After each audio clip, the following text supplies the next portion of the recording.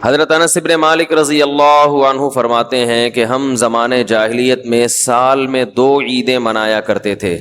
ان میں وہ کھیل تماشے کیا کرتے تھے اور جو بھی ہوتا ہے خوشی کے دن لوگ کرتے ہیں. رسول اللہ صلی اللہ علیہ وسلم نے ہمیں منع فرمایا اور فرمایا ان اللہ ابدلکم بہما خیرا منہما یوم الاضحی و یوم الفطر. فرمایا کہ اللہ نے زمانہ جاہلیت کی جو 2 عیدیں تھیں ان کے بدلے میں ہمیں دوسری 2 عیدیں دے دی ہیں جو ان سے بہتر ہیں. یہ جو ہمیں 2 عیدیں ملی ہیں غیر مسلموں کے تہواروں سے بہتر ہیں. یہ نبی صلی اللہ علیہ وسلم نے ہمیں خبر دی ہے. بھائی ہر قوم میں ایک دن ہوتا ہے نا سال میں منانے کے لیے جس میں وہ جشن مناتے ہیں, کچھ خوشیاں مناتے ہیں, کچھ ہلڑ بازی کرتے ہیں.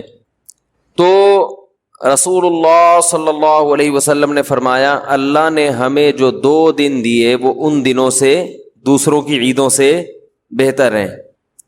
بھائی کیسے بہتر ہیں؟ آپ مسلمانوں کی عیدوں میں اور غیر مسلموں کی عیدوں میں فرق دیکھیں تو آپ کو بالکل واضح نظر آئے گا. غیر مسلم جب عید مناتے ہیں تو اس کی کوئی لاجک نہیں ہوتی. ویسے ہی انہوں نے کوئی دن فرض کر لیا ہوتا ہے کہ اس دن ہم نے خوش ہونا ہے. سمجھ میں آ رہی ہے بات؟ بھائی اس دن ہم نے کیا ہونا ہے؟ خوش ہونا. بھائی وہ ہندوؤں میں ہولی ہوتی ہے نا, آج ہولی منائیں گے, بس چلو وہ خوش ہو جائیں گے. جب ہم خوش ہوتے ہیں نا تو اس کے 2 وجہ ہوتے ہیں, یعنی 2 طریقوں سے انسان خوش ہوتا ہے. ایک تو یہ کہ خوشی کی کوئی وجہ ہو. اگر کوئی وجہ ہوتی ہے تو خوشی منائے بغیر بھی انسان خوش ہوتا ہے اگر کوئی وجہ ہو.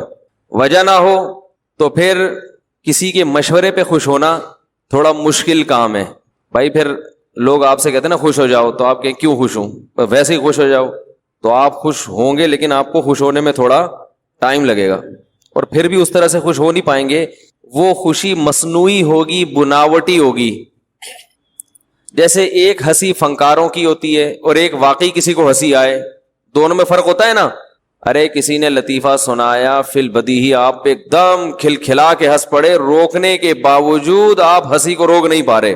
تو یہ ہنسی منائی نہیں جا رہی بلکہ باقاعدہ اندر سے ہنسا جا رہا ہے اور اس کو روکنا مشکل ہے. اور ایک ہنسی وہ ہوتی ہے جو منائی جاتی ہے. جیسے فنکار لوگوں کو ڈرامے میں اسکرپٹ لکھ کے دی جاتی ہے کہ اس موقع پہ آپ نے کیا کرنا ہے؟ ہنسنا ہے. تو وہ تکلف کر کے ہنسے گا, جو جتنا بڑا ایکٹر ہوگا وہ اسی حساب سے ہنسے گا. ایک رونا ہوتا ہے کہ آپ کو غم کی بات سنائی گئی, آپ رو پڑے, اور ایک رونا ہوتا ہے کہ آپ کسی کے مشورے پر فنکاری کر کے باقاعدہ رو رہے ہو. بہت سے لوگ مثال سب کو پتہ ہی ہے کہ وہ باقاعدہ آرڈر پہ روتے ہیں. تو یاد رکھو جیسے ایک رونا اس کی کوئی ریزن ہوتی ہے, رو پڑتا ہے, اور ایک بناوٹی رونا ہے, دونوں میں زمین آسمان کا فرق ہے. ایک خوشی حقیقی خوشی, ایک بناوٹی, دونوں میں زمین آسمان کا فرق ہے. ایسے ہی ایک عید وہ ہوتی ہے جس کی کوئی ریزن ہو, اور ایک ہوتی ہے جس کو لوگوں نے بیٹھ کے خود بخود فرض کر لیا ہو. دونوں تہواروں میں زمین آسمان کا فرق ہوتا ہے. غیر مسلموں کی عیدیں گڑی ہوئی ہیں, بنائی ہوئی ہیں. مسلمانوں کی عیدوں میں کوئی ریزن ہے جس کی وجہ سے مسلمان اس دن خوشی مناتے ہیں. ہمیں نبی نے 2 عیدیں دی, ایک عید الفطر اور ایک عید الاضحیٰ. یہ اللہ نے دی ہیں. اصل میں نبی تو محض نمائندے ہیں, اللہ کے پیغام پہنچانے والے ہیں. عید الفطر میں کس بات کی خوشی ہے؟ اچھا, خوشیوں جو سچی مچی کی خوشی ہوتی ہے نا اس کی بھی 2 قسمیں, ایک روحانی خوشی, ایک جسمانی خوشی. ارے کیا ہو گیا؟ ایک تو جھوٹی موٹی کی خوشی ہوتی ہے نا, وہ جو فنکاروں کی, اور ویسے ہی ہنس رہے ہیں, ویسے ہی مسکرا کے بات کر رہے ہیں, اندر سے دل چھلنی ہے لیکن بہرحال اپنے رویے سے یہ شو کرنا ہے کہ ہم کیا ہیں, خوش ہیں. کتنے مزاحیہ اداکار خودکشی کر لیتے ہیں, حالانکہ صبح شام ہنستے ہنساتے رہتے ہیں لیکن اندر سے دل میں کانٹے چبھ رہے ہوتے ہیں بے سکونی کے. تو جو سچی مچی کی خوشی ہے نا, سچی مچی کی خوشی, اس کی کتنی قسمیں ہیں؟ بولو بھائی. 2, ایک روحانی اور ایک جسمانی. آپ جب محنت کر کے فجر کی نماز میں اٹھتے ہیں, نیند قربان کرتے ہیں, دل نہیں چاہ رہا ہوتا, اس کے باوجود آپ وضو کر کے جسم کو پاک صاف کر کے فجر کی نماز میں تکبیر اولیٰ کے ساتھ شریک ہوتے ہیں, اور جب نماز سے فارغ ہوتے ہیں ایک عجیب سی دل میں راحت محسوس ہوتی ہے. جتنی مشکل عبادت ہوگی اس کو کرنے کے بعد اتنی ہی زیادہ راحت محسوس ہوگی. یہ روحانی خوشی ہے. اچھے عمل کے بعد انسان کو دل میں ایک خاص سکون محسوس ہوتا ہے. اس سکون کو کیا کہتے ہیں؟ روحانی سکون. یہ والا سکون ہر ایک کو نہیں حاصل ہوتا. یہ انہی کو ہوتا ہے جن کی روح تھوڑی سی مضبوط ہو, روحانی قوت ہو ان میں. اور گناہ کرنے کے بعد روحانی طور پر انسان کو بے سکونی محسوس ہوتی ہے. روحانی طور پر بولو نا کیا ہو گیا؟ بے سکونی. غلط کیا, کرتے ہوئے تو لطف آتا ہے گناہ میں, کرنے کے بعد ایک دل ملامت کرتا ہے, غلط کیا میں نے. کتنے لوگ ہیں قتل ہو جاتا ہے, قتل کے بعد شرمندہ ہوتے ہیں, غلط ہو گیا. ظلم کیا, ظلم کے بعد دل میں بے چینی شروع ہو گئی. یہ ان لوگوں کے ساتھ ہوتا ہے جن کے دل ابھی مکمل مردہ نہیں ہوئے ہوتے, ان میں کچھ نہ کچھ روحانی قوت باقی ہوتی ہے, شرمندہ ہو جاتے ہیں وہ.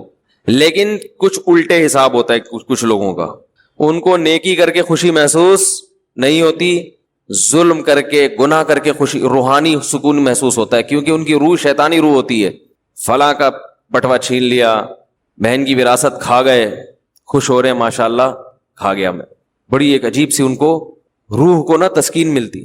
ہمارے جو سیاستدان ہیں ان پر یہ مثال بہترین طریقے سے, یہ جس دن لوگوں کا پیسہ کھائیں اس دن ان کو رات کو سکون, آرام سکون کی نیند آتی ہے.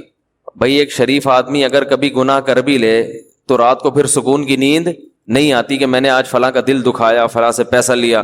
ہم تو ایسے لوگوں کو بھی جانتے ہیں کہ ہم نے بچپن میں یہ چیزیں بچپن سے ہوتی ہیں انسان میں.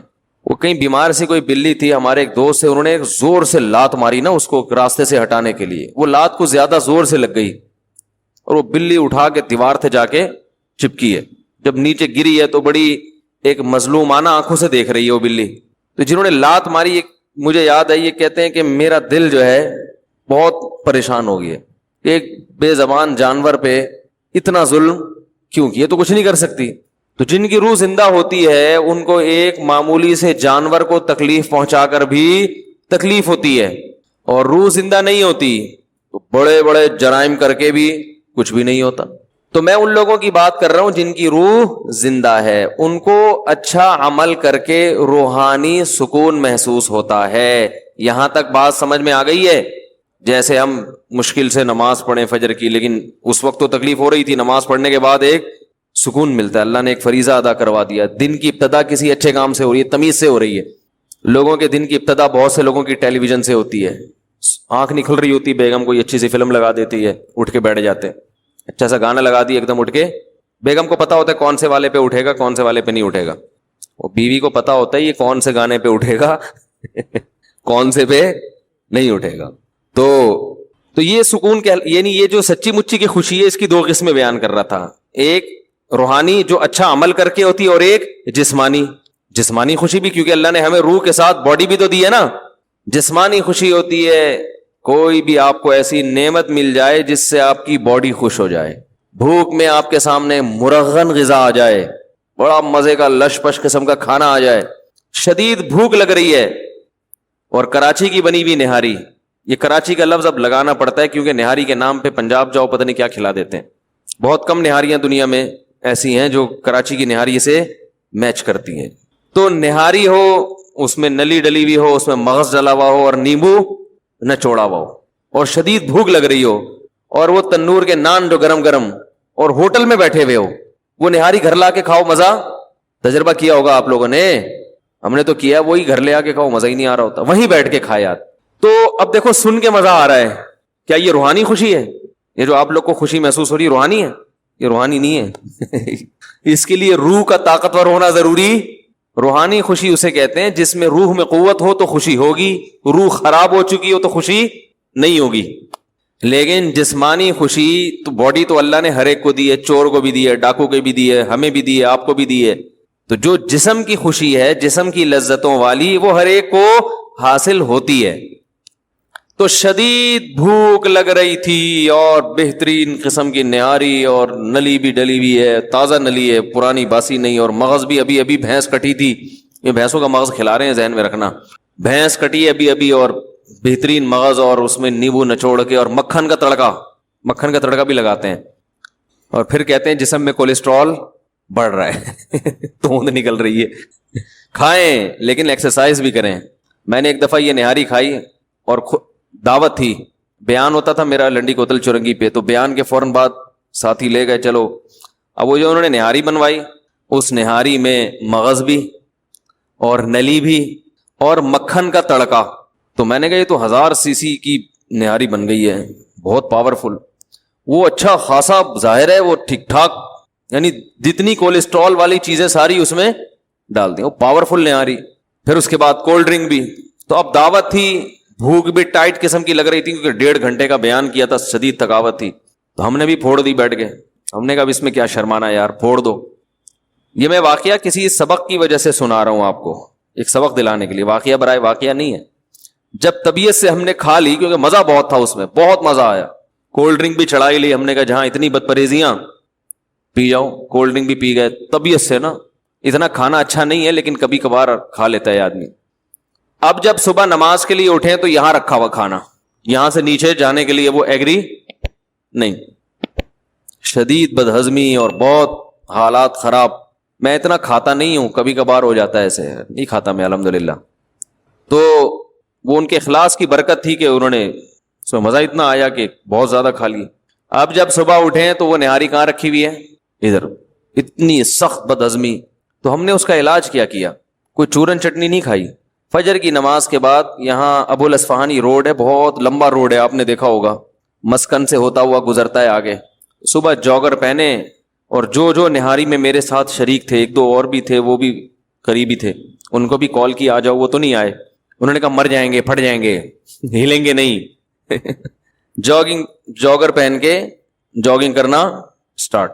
اچھی خاصی جاگنگ کی ہے, بھاگتے بھاگتے بھاگتے بھاگتے. وہ سب لکڑ ہضم, بولو بھائی, وہ سب جگہ جہاں مغز نے جا کے فٹ ہونا تھا ادھر مغز جا کے فٹ ہو گیا, نلیوں نے جہاں جا کے لگنا تھا وہ اپنی جگہ پہ جا کے فٹ ہوئی ہیں. ایسا ہی ہوتا ہے نا بھائی, جو چیز کھاؤ گے وہ اپنی جگہ پہ جا کے فٹ ہوگی. اگر ایکسرسائز کرو گے, سب چیزیں اپنی جگہ پہ جا کے جب تک فٹ نہیں ہوئی ہیں اس وقت تک میں نے جاگنگ چھوڑی نہیں. لیکن تمام چیزیں اپنے اپنے ڈپارٹمنٹ میں جائیں گی, یہ صحیح ہے نا.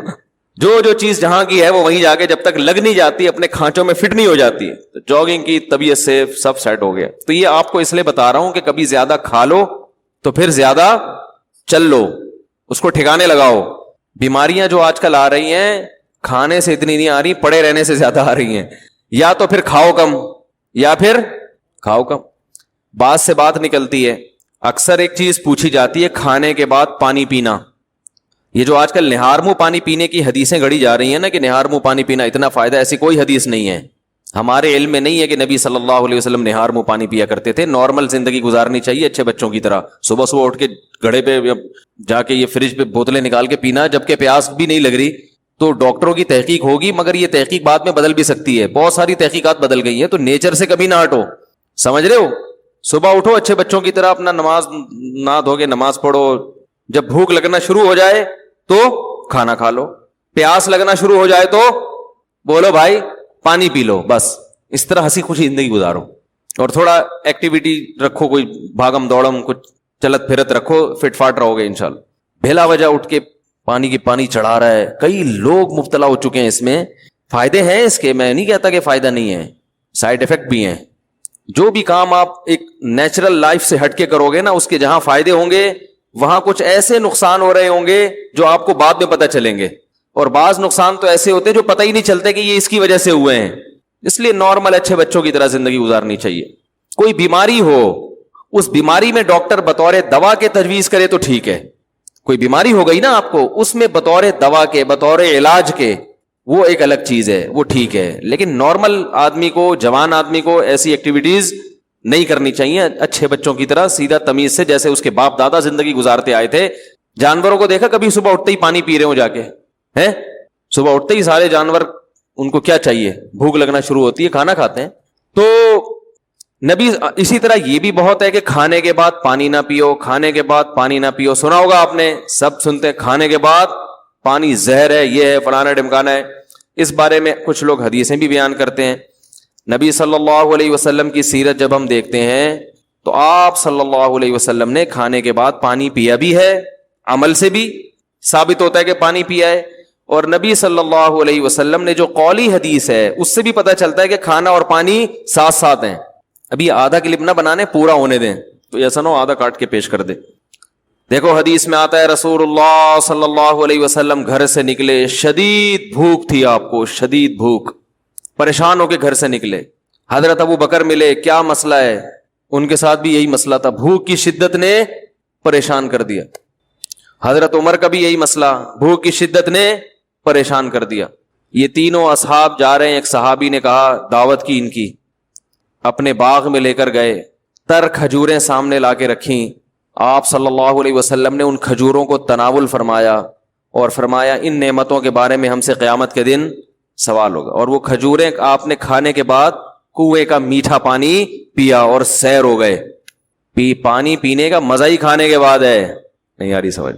جب شدید بھوک میں آپ کھجوریں کھاؤ گے اور اس کے بعد پانی پیو گے، کیا مزہ نہیں آئے گا؟ کھجوریں کھا لیں، اب پیاس لگ رہی ہے آپ کا، نہ کھانے کے 3 گھنٹے کے بعد پانی، 2 گھنٹے کے بعد پانی، بہت مصیبت ہے بھائی. یہ نیچر ہے، کھاتے ہی پانی پینے کا دل چاہتا ہے. اور ایک اور حدیث سنا دیتا ہوں.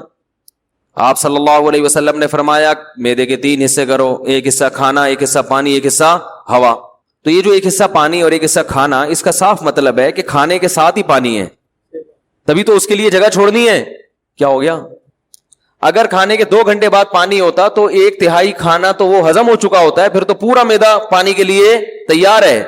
تو دونوں حدیثوں کو ملائیں تو رزلٹ کیا سامنے آئے گا کہ کھانا پانی قرآن میں کیا ہے؟ کلو وشربو، کھاؤ اور پیو، کھاؤ اور پیو. تو کھانا پینا کٹھا ہے. لیکن دونوں حدیثوں کو ہم ساتھ ملاتے ہیں. آدھی حدیث لوگ ہیں نا، آدھی نہیں لوگ، پھر مسئلہ خراب ہوگا. دونوں کو ساتھ ملاتے ہیں. ایک حدیث میں آ رہا ہے کھانے کے بعد آپ نے پانی پیا اور کھجور کے بعد، جس میں عام طور پہ منع کیا جاتا ہے. اور دوسری حدیث میں آ رہا ہے کہ 1/3 کھانا، 1/3 سانس لینے کے لیے جگہ. اتنا بھر کے کھاتے ہیں کہ سانس ہی نہیں آ رہا ہوتا، وہ پھیپڑوں کی جگہ نہیں مل رہی ہوتی پھولنے کے لیے. اور 1/3 پانی. پتہ یہ چلا کہ یہ پیشکش اس کے لیے ہے جو 1/3 کھانا کھاتا ہے. سمجھ میں آ رہی ہے بات؟ اتنا کھانا کھاؤ کہ پانی کے لیے جگہ ہو. آج کل جو منع کیا جاتا ہے کھانے کے بعد پانی سے، ان لوگوں کو شاید ڈاکٹروں کی مراد وہ لوگ ہوں یا سب لوگ ہی ایسا کر رہے ہیں، وہ یہاں تک کھاتے ہیں، اس کے بعد جب آپ پانی پیئیں گے تو وہ کھانا پھول جاتا ہے یا اور مسائل پیدا کرتا ہے، وہ جگہ بچتی نہیں ہے. اس سے نتیجہ کیا نکلتا ہے؟ بد ہضمی. تو وہ تھوڑا کھانا اگر کھایا جائے تو اس کے بعد پانی پینے میں کوئی حرج نہیں ہے، بلکہ فائدہ مند ہے، کیونکہ نبی نے جو کام کیا وہ نقصان دہ نہیں ہو سکتا. دوسری بات یہ کہ پانی کس قسم کا پینا ہے. ہمارے نبی نے جو پانی پیا وہ کنویں کا، وہ ایک نارمل ٹیمپریچر ہوتا ہے اس کا.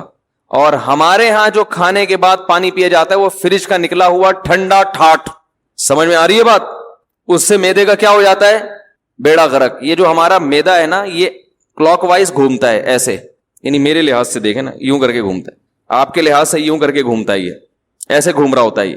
تو جب آپ ٹھنڈی ٹھاٹ چیز پانی اس میں ڈالتے ہو تو اس کی جو گھومنے کی حرکت ہے وہ سست ہو جاتی ہے، اور وہ جو کھانا ہے وہ مختلف قسم کے کھانچوں میں پھنس جاتا ہے.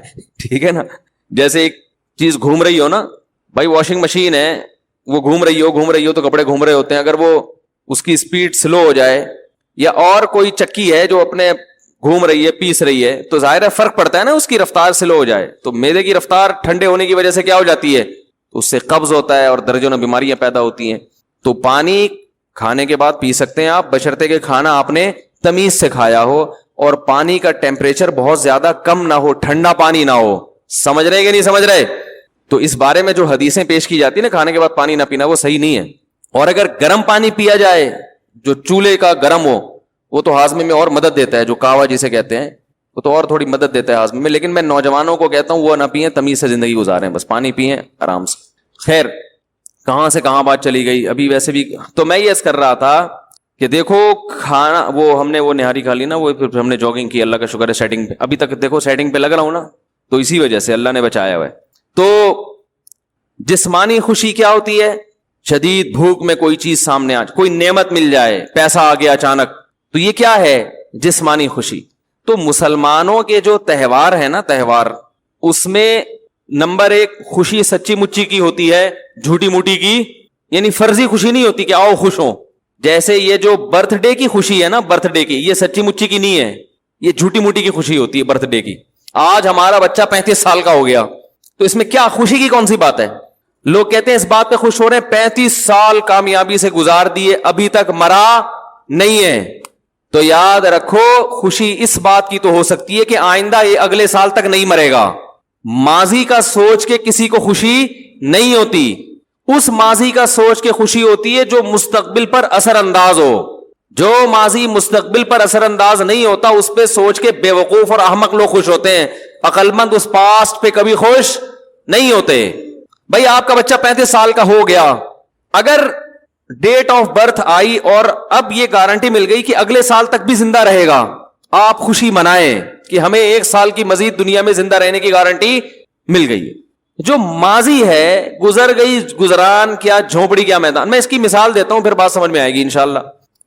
دیکھو ایک آدمی جیل کی کوٹری میں, پھانسی ہونے والی ہے, اس کو پتا ہے کہ جی فلاں تاریخ کو مجھے پھانسی کے پھندے پہ لٹکا دیا جائے گا, اور روزانہ ٹارچر کیا جاتا ہے جیل میں. 35 سال ہو گئے اس کو جیل میں.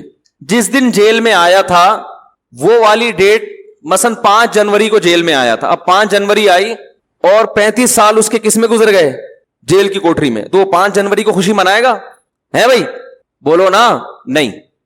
یہی آدمی جس کو 5 جنوری کو اعلان کر دیا جائے کہ آپ کا صرف 1 سال جیل میں رہ گیا, 1 سال کے بعد آپ جیل سے نکل جاؤ گے, تو یہ خوشی منائے گا نا کہ آج 5 تاریخ وہ تاریخ ہے جس میں اناؤنسمنٹ ہوئی ہے کہ آپ کا جیل میں صرف 1 سال رہ گیا ہے اور آپ جیل سے رہا کر دیے جائیں گے. تو اس 5 تاریخ کو یہ خوشی منائے گا اگلے سال کا سوچ کے کہ میری ٹینشن کے ایام اب ختم ہو رہے ہیں. ماضی کا سوچ کے غمزدہ نہیں ہوگا یہ.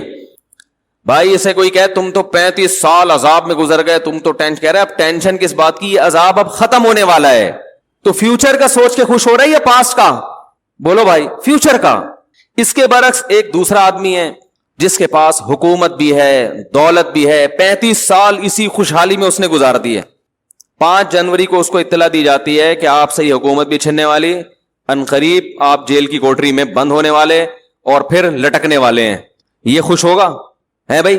ارے 35 سال, آج 5 جنوری, 35 سال تو اچھے گزر گئے نا, اس پہ خوشی مناؤ. ارے بھائی واہ واہ بھائی سبحان اللہ, بڑا کوئی بات نہیں. اگر لٹکنے والوں تو کیا ہوا, جو پھانسی کے پھندے پہ لٹکنے والا تھا جس نے جیل کی کوٹری میں ٹائم گزارا, وہ اب خوش ہوگا کہ میں رہا ہونے والا ہوں. اور یہ جس کے 35 سال اچھے گزر گئے یہ پریشان ہوگا کہ میں اب لٹکنے والا ہوں. فیوچر کا سوچ کے خوش بھی ہوتا ہے اور فیوچر کا سوچ کے انسان پریشان بھی ہوتا ہے. ہاں وہ ماضی جو فیوچر پہ ایفیکٹ کر رہا ہو, اثر ڈال رہا ہو, اس پہ انسان خوش ہوتا ہے. مثال کے طور پر آپ پیپر دے کے آئے, آپ کو پتہ نہیں ہے کہ میرا پیپر اچھا ہوا کہ نہیں ہوا. ایگزامینر سے کوئی آپ کے رابطہ ہو گیا, اس نے کہا کہ آپ کا پیپر اچھا ہوا ہے, ماضی میں پاس میں کیا ہوا ہے, اچھا ہوا ہے. تو آپ اس پاس پہ اس لیے خوش ہوگے کہ فیوچر پہ اس کا اثر, بولتے کیوں نہیں یار, اثر پڑنے والا ہے, مستقبل میں رزلٹ اچھا آئے گا اور جاب اچھی ملے گی. تو یہاں بھی اصل میں ماضی کی وجہ سے خوش نہیں ہو رہا, بلکہ یوں کر رہے ہیں, منہ سے الفاظ نہیں نکل رہے ہیں, پھنسے ہوئے ہوتے ہیں یہاں کے نا, ایک دم واپس چلے جاتے ہیں. یہ بھی اتنا اگلوا لا کے نا یہاں تک آتے ہیں. وہ جو میں اتنا زیادہ کہہ رہا ہوں کہ بولو بولو, تو جا کے یہاں تک آتا ہے. پھر بھی گھر میں تو چیختے رہتے ہیں یار. عورتوں کی شکایتیں آتی ہے, تمیز سے میاں بات ہی نہیں کرتا. اکثر خواتین کی یہ شکایت ہے, جب بولتا ہے تو چیخ کے بات کرتا ہے, آرام سے بات کا رواج ختم ہو گیا. تو یہ جو ماضی ہے جس پر طالب علم خوش ہوا, یہ اس کی وجہ سے خوش ہوا کہ اس کا اثر مستقبل پر پڑ رہا ہے.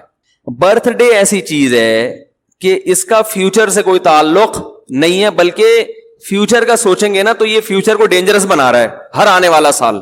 مثال کے طور پر جتنی عمر آپ لے کے آئے تھے, کوئی 50 سال, کوئی 60 سال, آپ 25 سال کے ہو گئے اور آپ کو سیلیبریٹ کیا جا رہا ہے کہ آپ کی ماشاءاللہ آج برتھ ڈے ہے, ہیپی برتھ ڈے, اور آپ نے بھی پھول وول 2-4 پارسل کر دیے.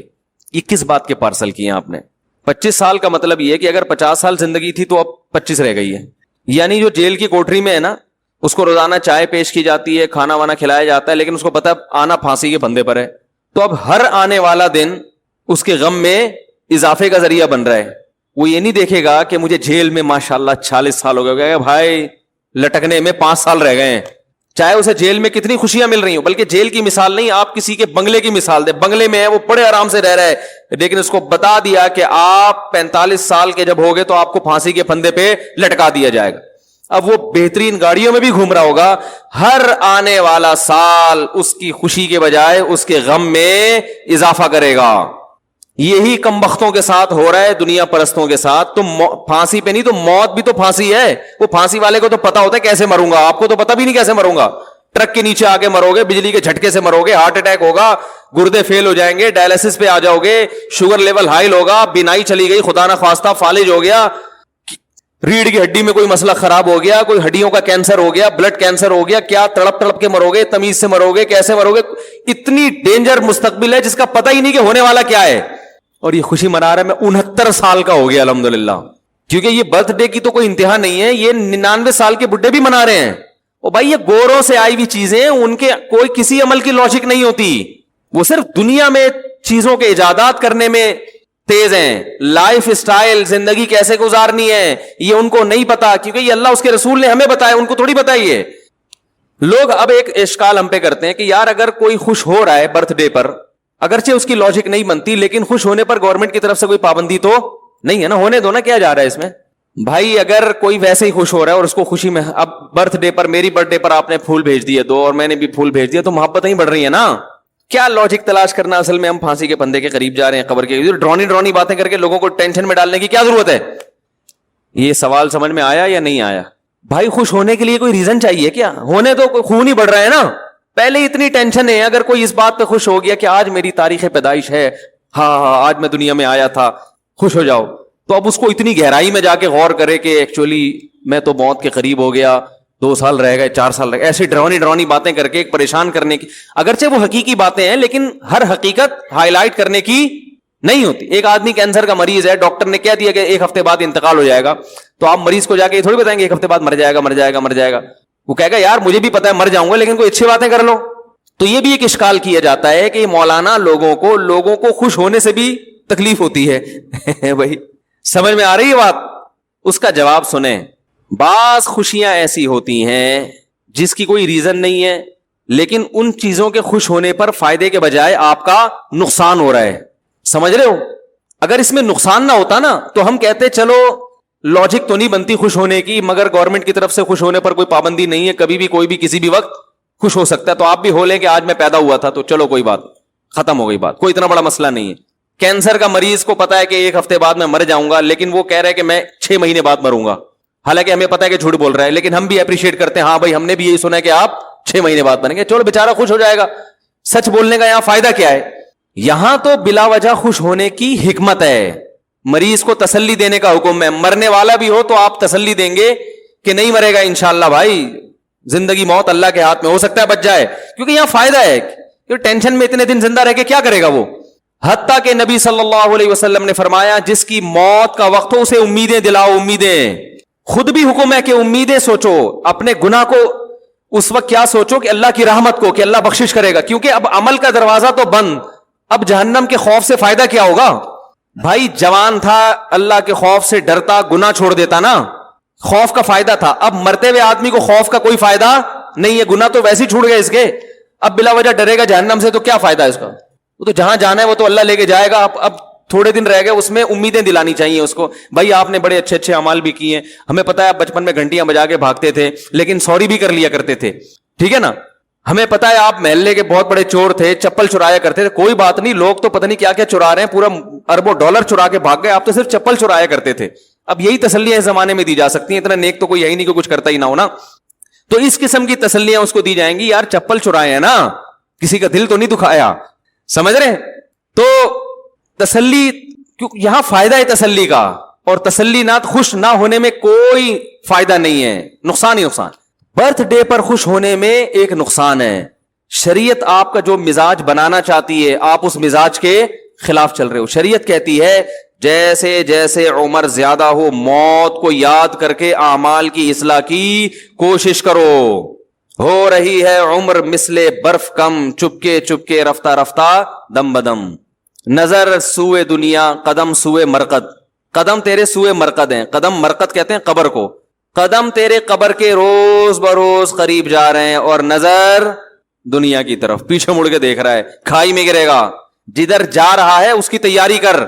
جب آپ برتھ ڈے مناتے ہیں تو یہ کانسیپٹ آپ کا نہیں ہوتا, آپ موت کو بھول رہے ہوتے ہیں, آخرت کی تیاری سے غافل ہو رہے ہوتے ہیں. تو یہ خوشی ایسی خوشی ہے جو آپ کو آخرت کے قریب کرنے کے بجائے آخرت سے دور کر رہی ہوتی ہے. تو نہ صرف یہ کہ اس کی کوئی لاجک نہیں ہے, بے تکی خوشی ہے, مصنوعی طریقے سے منائی جاتی ہے جس کا کوئی تک نہیں بن رہا ہوتا, اور اس کا فائدہ بھی نہیں ہے, فائدے کے بجائے نقصان ہے. اور یہ پوری فلسفہ کسی کی سمجھ میں نہ بھی آئے تو ایک موٹی بات کہ خوش ہونے کے لیے ایسی خوشی جن کی کوئی ریزن ہے وہ کوئی کم ہے جو ہم خام خامے بلا وجہ خوشیاں مناتے رہے بیٹھ کے. دیکھو انگریزوں کے پاس خوش ہونے کے مواقع ہے ہی نہیں, اس لیے انہوں نے برتھ ڈے اور یہ ٹوپی ڈرامہ کچھ نکالے ہوئے ہیں تاکہ ہم سیلیبریٹ کریں, ہاں ہاں ہو ہلا گلا ہوگا. ان کے ہے ہی نہیں. وہ خوشیاں جو نیچرل خوشیاں تھیں وہ اس معاشرے میں ختم ہو چکی ہیں. باپ کا جس قوم کو یہ نہیں پتا چلا میرا ابا کون ہے, ابا بچہ پیدا کر کے غائب ہو جائے. ابھی ایک لندن سے ایک صاحب آئے, انہوں نے ایک واقعہ سنایا کہ ایک انگریز 10 سال سے اس کی ماں ہاسپٹل میں ایڈمٹ ہے, بیمار ہے. 10 سال میں ایک مرتبہ بھی اپنی ماں کو دیکھنے نہیں گیا, ایک مرتبہ بھی. جس دن انتقال ہوا ہے اس دن تھوڑا سا آنکھوں میں آنسو آئے اور کہا کہ مجھے غم ہے کہ میری والدہ دنیا سے چلی گئی. اور آفس میں ایک سیکنڈ کے لیے بھی لیٹ نہیں ہوتا تھا. بات آ رہی ہے سمجھ میں؟ میں نے پچھلے بیان میں ایک واقعہ سنایا تھا نا, جو لوگ غیر مسلموں کی بڑی تعریفیں کرتے ہیں, وہ ایک مشہور فتنہ ہے, ابھی کیا بار بار نام لوں. انہوں نے بڑی گوروں کی تعریف کی ہے کہ انگریز اگرچہ ان میں زنا بھی ہے, ہاں گے سیکس کا رواج بھی آ رہا ہے, اور ٹھیک ہے کچھ برائیاں ہیں, لیکن پھر بھی بہت سی چیزوں میں ہم سے بہت اچھے. پھر اپنے معاشرے کی برائیاں پیش کی. ہمارے ہاں کوئی برقعے میں بھی خاتون جا رہی ہوگی نا, بیچاری کا چہرہ کھلا ہوا ہو تو لوگ گھر تک پہنچا کے آتے ہیں, اتنے ٹھرکی ہیں بد نظری میں. وہ کسی کا دل نہیں دکھاتے انگریز. ہم تو صبح شام لوگوں کو ٹھگتے ہیں, وہ یہ کرتے ہیں, وہ یہ کرتے ہیں, وہ اپنے وہ آفس ٹائم پہ آتے ہیں وغیرہ وغیرہ. تو میں نے اس کی ایک مثال دی تھی, وہ میں دوبارہ دہراتا ہوں. آپ کے ہاں کوئی آپ کی بچی کے لیے رشتہ لینے کے لیے آئے, آپ نے بٹھایا گھر میں, لڑکے کے ابا سے پوچھا کہ اس کی ذرا خصوصیات بیان کریں آپ اپنے ہونہار بیٹے کی. اس نے کہا کہ پہلی خصوصیت تو یہ ہے کہ مجھے کنفرم نہیں ہے کہ یہ میرا ہے, کہ بولو بھائی کنفرم نہیں ہے, ڈی این اے سے پکڑا گیا تھا تو میں نے ڈال دیا کہ ہاں میرا ہی ہے. یہ پہلی خصوصیت. دوسری, لڑکوں کا بھی شوقین ہے, یہ سینکڑوں لڑکیوں سے زنا کر چکا ہے, سمجھ رہے, پینے پلانے سے بھی شغف رکھتا ہے. بڑھاپے میں مجھے یقین ہے کہ جس بیٹے کو میں نے پالا, میری عمر 60 سال ہوئی تو فوراً اولڈ ہوم میں مجھے جمع کرا دے گا یہ. تو سوچو جو باپ کا یہ حشر کر رہا ہے وہ ساس سسر کی کیا خدمت کرے گا. یعنی وہ لڑکے کا ابا تعارف آگے کرے, لیکن گیس اور بجلی کا بل ٹائم پہ جمع کراتا ہے. آج تک ایک سیکنڈ کے لیے بھی آفس سے لیٹ نہیں ہوا. یہ تمہارے پاکستانیوں کی طرح نہیں, دفتروں میں آ رہے ہیں 9 بجے کا ٹائم ہے تو 5 بجے شام کو پہنچ رہا ہے چھٹی کے ٹائم, اور وہاں جا کے سو رہا ہے. یہ نہیں ہے. صبح اٹھ کے ایکسرسائز کرتا ہے, صحت کا خیال کرتا ہے, جم جاتا ہے پابندی کے ساتھ, نہاتا ہے. یہ ایک اضافی خصوصیت. نہا بھی لیتا ہے, سور بھی کھا لیتا ہے, اور اگر چائنا سے آیا ہوا ہوگا تو کتے بلی بھی کھائے گا. لیکن تو آپ بولو گے اللہ کا واسطہ یہ لیکن کا لفظ کہہ کے میری توہین, لیکن کا مطلب ہوتا ہے نا اب خصوصیات شروع ہو رہی ہیں, اب ان کی خوبیاں. آپ بولو گے خدا کا واسطہ یہاں سے دفع ہو جا, نکل جا یہاں سے, یہ لیکن کا لفظ کہہ کے میرا مذاق اڑانے کی ضرورت نہیں ہے. یہ فرق ہے جو ہمارے معاشرے اور اس معاشرے میں کمپیئر کرتے ہیں نا. میں مانتا ہوں ان میں خوبیاں ہیں, بہت سی خوبیاں ہیں جو ہم میں نہیں ہیں, لیکن اس کی وجہ سے وہ ہم سے اچھے نہیں بن گئے. اچھے ہم ہی ہیں الحمدللہ. نیکیاں اور بدیاں ان کی کوانٹٹی نہیں دیکھی جاتی, ان کی کوالٹی دیکھی جاتی ہے, ان کا ویٹ دیکھا جاتا ہے. قیامت کے دن اعمال گینے نہیں جائیں گے, تولے جائیں گے. بعض برائیاں ایسی ہیں کہ وہ اتنی وزنی ہیں, ان کے مقابلے میں سینکڑوں اچھائیوں کی اللہ کی نظر میں کوئی ویلیو نہیں ہے. اور یہ جو ہم آفس لیٹ پہنچتے ہیں تو ہمارے حکومت کا نظام خراب ہے, ان کے سسٹم صحیح ہے. تو یہ کیا ہے کہ نہ وہ کیا بات کیا چل رہی تھی, ہے بھی 2 عیدیں تو لے کے شروع ہوا تھا, میں یہاں کہاں سے پہنچا, میں برتھ ڈے کی بات کر رہا ہوں کہ دیکھو ان کے پاس خوش ہونے کے لیے کوئی چیز ہے ہی نہیں. میں ملیشیا گیا نا, جہاں بھی دنیا میں میرا جانا ہوا, کسی تفریحی مقام پہ گیا ہوں, اس میں مسلمانوں کا ریشو 1% ہوتا ہے, 99% غیر مسلم ہوتے ہیں. تو میں یہ ساری قوم ہی ہر وقت ساحل سمندر پہ, ہر وقت تفریح گاہوں میں, وجہ اس کی یہ کہ ان کو بیچاروں کو گھر میں سکون نہیں ہے. ان کو سکون کے لیے پکنک پوائنٹ جانا ہے, دنیا میں ہر جگہ گھومنا ہے. ہمیں گھروں میں سکون حاصل ہے. ہم تو کہیں تفریح کے لیے سوات مردان بھی جائیں تو 1 ہفتے سے زیادہ وہاں بھی آدمی کہتا بھاگو گھر کی طرف. گھر میں سکون ہے الحمدللہ. بتاؤ ایک آدمی زیادہ تر وقت گھر سے باہر رہتا ہے اور کبھی کبھار گھر میں بھی آ جاتا ہے, حاضری دے دیتا ہے, تو اس کی علامت ہے نا کہ گھر میں اس کو سکون نہیں مل رہا. ایک ہے مجبوری سے باہر رہنا، جاب کی وجہ سے یا کوئی کاروبار کی وجہ سے، ورنہ شریف آدمی اس کا تو گھر میں زیادہ دل اگر نہیں لگ رہا، اس کا مطلب آپ بہت خطرناک زندگی گزار رہے ہو. کہ جو جگہ اللہ نے آشیانہ بنائی، جو ٹھکانہ بنایا، جہاں پرندے صبح و شام جہاں مرضی دنیا میں چلے جائیں آتے آخر میں اپنے ٹھکانے اور گھونسلے کی طرف ہیں، بڑی محنت سے اپنا گھونسلہ بناتے ہیں. تو جس پرندے کو اپنے گھونسلے میں سکون مل رہا ہے اور انسان کو اپنے گھر میں نہیں مل رہا، خدا کی قسم اس پرندے کی زندگی اس انسان سے کروڑا گنا بہتر ہے. اور اگر آپ کو گھر میں نہیں مل رہا تو یا کوئی ٹیکنیکل فالٹ ہے، یا تو آپ کی ذات میں یا آپ کے گھر میں کوئی فالٹ ہے جس کی وجہ سے آپ کو سکون نہیں مل رہا، یا آپ کے معاشرے میں فالٹ ہے. میں سمجھا پا رہا ہوں اپنی بات کہ نہیں سمجھ میں آ رہی؟ تو یہ خوبیاں جو ہے نا جو ہم گنواتے رہتے ہیں صبح و شام، اللہ کی نظر میں اگر یہ خوبیوں کی ویلیو ہوتی تو اللہ ان کو جنت میں بھیجتا نا، کہ تم بڑے اچھے تھے، تم جنت میں جاؤ، مسلمان سارے کہاں جائیں گے؟ جہنم میں جائیں گے. ہمارا والا اگر کرپشن کر رہا ہے تو وہ بھی اپنے بوڑھے باپ کے لیے کر رہا ہے، بیوی بچوں کے لیے کر رہا ہوتا ہے، کسی اور کو کھلانے کے لیے کر رہا ہوتا ہے. غلط ہے، شروع نہ کر دیں کہیں آپ، ہاں شروع نہ کر دیں گے، جائز نہیں. میں بتا رہا ہوں کہ کم از کم اپنی توند بھرنے کے لیے تو نہیں کر رہا نا. تو ان کے یہاں صرف بزنس، آفس، پیسہ، دولت، اس سے ان کی نظر ہٹتی نہیں ہے. ہر چیز گھوم گھوم کے کہاں آ رہی ہے؟ پیٹ، دولت، پیسہ، بزنس. اب یہ جو مسلمان قربانی کر رہے ہیں، بتاؤ کروڑوں اربوں روپے اڑا رہے ہیں کہ نہیں اڑا رہے؟ کس پہ اڑا رہے ہیں؟ اپنی ذات پہ. اپنے لیے اگر گوشت کھانے کے لیے قربانی کرے انسان تو اتنا مہنگا جانور مارکیٹ سے لینے کی ضرورت نہیں ہے. صرف گوشت اپنے چٹخارے کے لیے کوئی کر رہا ہو نا قربانی، تو اتنا مہنگا جانور نہیں خریدے گا وہ. یہ سستا قصائی سے آپ کو کئی گنا زیادہ سستا مل جائے گا. یہ تو غریبوں کا پیٹ بھرا جاتا ہے اس سے، اللہ کو خوش کیا جاتا ہے. اتنا تو دنیا میں کوئی غیر مسلم اپنے تہوار پہ پیسہ خرچ نہیں کرتے. اور دیکھو ان کے ہاں جو پیسہ خرچ ہوتا ہے نا تہواروں پہ، وہ عیاشیوں پہ ہوتا ہے، شراب کباب پہ، لڑکیوں پہ، زنا پہ. اسلام میں جو 2 عیدیں اللہ نے دی ہیں ان میں عیاشیوں پہ پیسہ خرچ نہیں ہوتا. عید الفطر میں فطرانے نکلتے ہیں غریبوں کے لیے، خوش ہو کے بھی غریبوں کو کھلا رہے ہیں، ٹینشن میں بھی غریبوں کو کھلا رہے ہیں. بھائی کوئی پریشانی آ گئی تو کہتے ہیں نا صدقہ کرو، صدقہ بلائیں ٹلیں گی. ٹینشن میں بھی صدقہ، خوشی میں بھی. بقرعید میں کتنے غریبوں کے پیٹ بھرتے ہیں، کتنے غریبوں کے. تو میں جلدی سے بات کو سمیٹ کے ختم کرتا ہوں. میں یہ عرض کر رہا تھا خوشی 2 قسم کی ہوتی ہے، جو سچی مچی کی خوشی ہوتی ہے. برتھ ڈے آ گئی درمیان میں کہ وہ بھی جھوٹی موٹی کی خوشی ہے، بنائی بھی ہوتا کچھ بھی نہیں ہے، اور شریعت کے مزاج کے بھی خلاف ہے وہ. اور برتھ ڈے چاہے عام لوگوں کی ہو یا محمد صلی اللہ علیہ وسلم کی ہوتی وہ برتھ ڈے ہی ہے. یہ عجیب بات ہے کہ انگریز جب نے ایک برتھ ڈے نکالی تو اپنے ابا کی برتھ ڈے منانا تو ناجائز ہو گیا، مگر نبی صلی اللہ علیہ وسلم کی برتھ ڈے وہ کیسے جائز ہو گئی؟ العبرۃ للمعانی لا للالفاظ. شریعت الفاظ کو نہیں دیکھتی، شریعت کہتی ہے حقیقت میں کیا ہو رہا ہے. حقیقت میں اگر پیدائش کا دن منایا جا رہا ہے تو وہ چاہے عام لوگوں کا ہو یا محمد صلی اللہ علیہ وسلم کا، وہ برتھ ڈے ہی ہے. نام بدلنے سے حقائق نہیں چینج ہو جایا کرتے. تو اب میں ایک بات جلدی سے سمیٹ کے ختم کرتا ہوں کہ غیر مسلموں کی جو عیدیں ہیں ان میں وہ خوش ہوتے ہیں، حالانکہ خوش ہونے کی کوئی معقول وجہ موجود نہیں ہوتی. ویسے ہی سیلیبریٹ کر رہے ہوتے ہیں، آج 25 دسمبر ہے تو خوش ہو.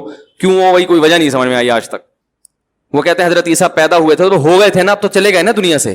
اب دوبارہ اگر پیدا ہونے کا چانس ہو یا ہو رہے ہوں تو چلو بات بھی ہے.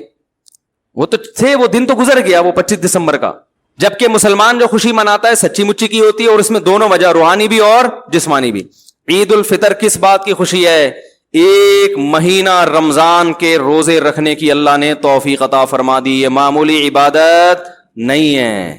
عام دنوں میں 1 روزہ رکھ کے آدمی چکرا جاتا ہے. کئی دفعہ ارادہ ہوتا ہے نا صبح روزہ رکھیں گے، صبح سحری میں آنکھ کھلی، چھوڑو یار کوئی فرض تھوڑی ہے، اگلے پیر کو رکھ لیں گے، ہوتا ہے نا، اگلی جمعرات کو رکھ لیں گے. اور رکھ لیتا ہے تو ایسے لگتا ہے جیسے امام مہدی کا چھوٹا بھائی. لوگ بھی کہتے ہیں روزہ ہے، ماشاءاللہ یار روزہ ہے. رمضان میں کنٹینیو کتنے 29 رکھتا چلا جاتا ہے، چاہے شدید گرمی ہو سردی ہو، اس کی صحت پہ کوئی فرق نہیں پڑتا. کتنی ٹف محنت. اور پھر رات تراویح بھی پڑھنے کی توفیق بہت سو کو مل بھی جاتی ہے الحمدللہ. سارا دن کے تھکے ہارے پھر تراویحاں چل رہی ہیں. پھر آخری عشرے میں کتنے لوگ مسجدوں میں آ کے بیٹھ جاتے ہیں، پھر لیلۃ القدر کی تلاش میں عبادت. کیسا ہی گناہگار سے گناہگار مسلمانوں، کچھ نہ کچھ تو چینجنگ رمضان میں آ ہی جاتی ہے. عام مہینوں کی نسبت رمضان نسبتاً اچھا گزر جاتا ہے. تو جب رمضان ختم ہوتا ہے، چاند نظر آتا ہے، ایک عجیب روحانی خوشی محسوس ہوتی ہے لِتُكَبِّرُوا اللَّهَ عَلَى مَا هَدَاكُمْ، اللہ فرماتے ہیں تم اللہ کی کبریائی بیان کرو اس کی وجہ سے جو اس نے تمہیں نیک اعمال کی توفیق عطا فرمائی. خوشی ہوتی ہے اللہ تمیز سے رمضان گزر گیا، روزے رکھنے کی توفیق تو نے ہمیں دے دی، عبادت کی توفیق تو نے. یہ روحانی خوشی عید کے دن ہوتی ہے. اگر یہ دن خوشی کا شریعت نہ بھی بناتی تو بھی خوشی ہو رہی ہوتی. اور دوسری خوشی ہوتی ہے جسمانی. ایک مہینہ کھانے کے بعد جب چھٹی ملتی ہے تو مزہ آتا ہے کہ نہیں آتا؟ میں عید الفطر والے دن پٹھان ہوٹل کے 2 پراٹھے صبح ناشتے میں لازمی کھاتا ہوں. کھانے نہیں چاہیے، یہ ہوٹل کے پراٹھے میں بہت میدے کے بنے ہوئے ہوتے ہیں اور گھی بھی ہوتا ہے، یہ صحت کو خراب ہی کرتے ہیں، لیکن مزہ اسی میں ہے صبح ناشتے میں. کیا خیال ہے؟ وہ لال آٹا جو ہے نا فائبر والا صحت کے لیے بہت مفید ہے، لیکن پراٹھے میں مزہ. تو ہم کہتے ہیں آج عید کا دن ہے، طبیعت سے کیا کرو، پھوڑ دو. ویسے بھی کولیسٹرول اتنا کم ہو چکا ہوتا ہے رمضان میں کہ اگر وہ چند دن کچھ پراٹھے کھا لو تو وہ کمی پوری ہوتی ہے، ٹھیک ہے نا، نقصان نہیں دیتا. ہمارے نبی عید الفطر میں صبح اٹھ کے کچھ تناول کرتے تھے، پھر عید کی نماز پڑھنے آتے تھے. حالانکہ ہمارے نبی کھانے پینے پہ حریص نہیں تھے، پھر بھی صبح اٹھ کے کھاتے تھے، یہ بتانے کے لیے کہ آج ہمارا روزہ نہیں ہے، آج ہم کھائیں گے. تو روحانی خوشی بھی ہے اور جسمانی بھی. ایک مہینہ کسی غیر مسلم کو بولو بھوکا رہ کے دکھاؤ، پھر تمہیں جب چھٹی ملے گی نا دیکھو کیسا مزہ آتا ہے.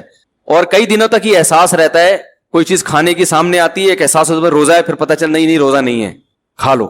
تو خوشی ہوتی ہے روحانی بھی اور جسمانی بھی. عید الاضحیٰ میں بھی ایسا ہی ہے. ایک روحانی خوشی عید الاضحیٰ کی، وہ خوشی یہ ہے کہ اللہ کے انتہائی محبوب خلیل اللہ جو ہر قربانی میں ہر آزمائش میں پورے اترے، اپنے معصوم بیٹے کو ذبح ہونے کے لیے لٹا دیا. اللہ کو یہ عمل اتنا پسند آیا کہ اللہ نے کہا کہ میرے خلیل کی محبت میں اس جانور کو ذبح کرو جو دنیا میں سب سے قیمتی سمجھے جاتے ہیں. دنیا میں خوراک میں سب سے لذیذ اور قیمتی خوراک گوشت سمجھی جاتی ہے، تبھی دنیا میں ہر دعوت میں گوشت کھلایا جاتا ہے، سبزی اور دالوں پہ نہیں ٹرکھایا جاتا. چاہے غیر مسلم ہو یا مسلم، دعوت کا لازمی جز گوشت ہے. آپ نے بیٹے کا ولیمہ کیا، بہترین قسم کے دال چاول پکایا آپ نے، اور اچار اور رائتا اور تمام لوازمات کے ساتھ. لوگ دوبارہ آپ کے کسی بچے کے ولیمے پہ نہیں آئیں گے. کیا خیال ہے؟ ہر لذیذ کھانے کا بنیادی عنصر کیا ہے؟ گوشت. پہلی بات تو یہ کہ انسان کی بنیادی ضرورت ہے کھانا پینا، اللہ نے کھانے پینے کی چیز کو ہلاک کرنے کا حکم دیا جو سب سے بنیادی ضرورت کی چیز ہے. نمبر 2، کھانے میں بھی گوشت، اور گوشت میں بھی یہ 4 جانور ہیں جن کا گوشت پوری دنیا میں سب سے زیادہ کھایا جاتا ہے، لہذا یہ سب سے قیمتی مال ہے کھانے کے لحاظ. اونٹ، گائے، دمبا اور بکری پوری دنیا میں سب سے زیادہ کھایا جاتا ہے. لذت میں بھی سب سے زیادہ، صحت کے لیے مفید بھی سب سے زیادہ. یہ جو گائے نقصان دیتی ہے نا، یہ وہ اس کی وجہ یہ ہے کہ ایکسرسائز نہیں کھا رہے ہیں گائے، حرکتیں جو ہے وہ یعنی وہ گوشت کھا رہے ہیں مگر حرکتیں گوشت خور جانوروں جیسی نہیں ہے نا. بھائی شیر گوشت کھاتا ہے تو حرکتیں بھی تو شیر جیسی ہوتی ہے نا، اس کی جھپٹنا پلٹنا. آپ گوشت کھا رہے ہو اور زندگی لائف بکری جیسی بیٹھ کے ہر وقت جگالی کرتے رہتے ہو تو پھر وہ تو بات نہیں بنے گی نا. گوشت ان کو کھانا چاہیے جن کی ایکٹیویٹیز بھی کیسی ہوں، ان جانوروں جیسی ہیں جو گوشت خور ہیں. تو اللہ تعالیٰ نے جو سب سے مہنگے جانور تھے یعنی اوور آل خوراک کے لحاظ سے، ان کو کاٹنے کا حکم دیا کہ یہ نفیس جانور ہیں، پالے بھی سب سے زیادہ جاتے ہیں، فائدے مند بھی سب سے زیادہ ہیں، ان کو اللہ کی راہ میں کاٹنا شروع کرو. اب دنیا چیختی ہے مسلمان کیا کر رہے ہیں، کیا ہو گیا بھائی؟ ایک ہی دن میں اتنا مال مسلمان ہلاک کر دیتے ہیں. ہمیں روحانی خوشی ہوتی ہے کہ ابراہیم تو اپنے بیٹے کو کاٹنے پر آمادہ ہو گئے تھے. اللہ اگر یہ قربانی قبول کر کے ہمیں بھی ابراہیم علیہ السلام کی صفوں میں کھڑا کر لے تو یہ مہنگا سودا نہیں ہے. بھی ان کی نقل اتارنے والوں میں اگر شمار کر لے تو ہمارے لیے روحانی طور پر خوش ہونے کے لیے اتنا کافی ہے. لوگ کہتے ہیں نا، یہ لبرل لوگ اور مذہب مخالف لوگ بہت مذاق اڑاتے ہیں قربانی کا کہ کیا ایک دن میں اتنا مال مسلمان ہلاک کر دیتے ہیں، یہ پورے سال اسٹور ہوتا تو بڑا فائدہ ہوتا، غریبوں کو یہ ملتا، فلانا ملتا، گوشت مہنگا ہو جاتا ہے، یہ ہو جاتا ہے، وہ ہو جاتا ہے. ہم کہتے ہیں بھائی یہ پیدا کس نے کیا؟ اللہ نے. یہ تو اللہ نے ہمیں کھانے کی اجازت دیتی، نہ دیتا اجازت تو ہم کاٹ کاٹ کے جلا دیتے ہیں، ان کو جلا دیتے ہیں ہم اور مینا میں جلائے جاتے ہیں بہت سے جانور. حاجی اتنا جانور کاٹتا ہے وہاں سب جانوروں کو ٹھکانے لگانا ممکن نہیں ہوتا. ہمارے نبی نے 100 اونٹ نہر کیے، 100 اونٹ 100 ऊंटों को काटने का कोई लॉजिक बनती है? अल्लाह ने कहा मैंने पैदा किया ना, नहीं खत्म होंगे, मर नहीं, दिल बड़ा रख, काट दे। यहूदी कैलकुलेटर लेके बैठा, इतने कट गए, इतने रह गए, ये कैसे होगा? अल्लाह कहते हैं मैं हूं ना, मैंने पैदा किया ना। इब्राहिम ने अपने बेटे को काटा, कटा क्या? उसी बेटे की नस्ल में सबसे ज्यादा बरकत हुई है, उसी बेटे की नस्ल में मोहम्मद सल्लल्लाहु अलैहि वसल्लम पैदा हुए, और सबसे ज्यादा बरकत अल्लाह ने उसी बेटे की नस्ल में रखी। आज दुनिया में कोई कौम इतनी बड़ी नहीं है जितने अहले बैत हैं, सादात हैं, सैयदों की तादाद बहुत ज्यादा, क्योंकि हमारे नबी के बेटी, फिर उनको अल्लाह ने हसन और हुसैन दिए। हजरत हसन और हुसैन की जो नस्ल बड़ी है, बहुत अल्लाह ने बरकत दी है उसमें। तो अल्लाह ने बता दिया कि किसके कब्जे में है भाई, मेरे को काटोगे कम नहीं होगा, बढ़ेगा। तो ये रूहानी खुशी है, ये हर बाल के बदले में नेकी, कि हजरत इब्राहिम की सुन्नत जिंदा करवा ली। इसलिए कहता हूं कुर्बानी करते वक्त गुल गपाड़े ना किया करो, अल्लाह का जिक्र किया करो। एक एंटरटेनमेंट बनाया हुआ है, ठीक है, जानवर लेके घूम रहे हैं, सेल्फियां, वो तो ठीक है, ईद है, लेकिन जब जानवर ज़बा करने का वक्त हो तो ये मस्तियां उस वक्त बिल्कुल सही नहीं है। इबादत का वक्त है, अल्लाह का नाम लो, जिक्र करो अल्लाह का। तो कुछ मसाइल में इंशाअल्लाह भी दुआ के बाद बयान करूंगा कुर्बानी से मुतालिक, जो बैठना चाहें बैठ सकते हैं। दूसरी खुशी हमें होती है जिस्मानी, ताजा गोश्त वाफर मिकदार में। ठीक है, आप होटल से खरीद के खाते हैं पूरे साल, अल्लाह ने आपको पैसा दिया है, वो लज्जत नहीं होती उसमें जो लज्जत अल्लाह ने कुर्बानी के गोश्त में रखी। पता नहीं किस किस किस्म के गोश्त, पानी वाला गोश्त है फिर कसाई एक गड़बड़ ये भी करते हैं कि जानवर का खून पूरा नहीं निकलने देते, पहले ही गले में छुरा मार देते हैं, उससे ब्लड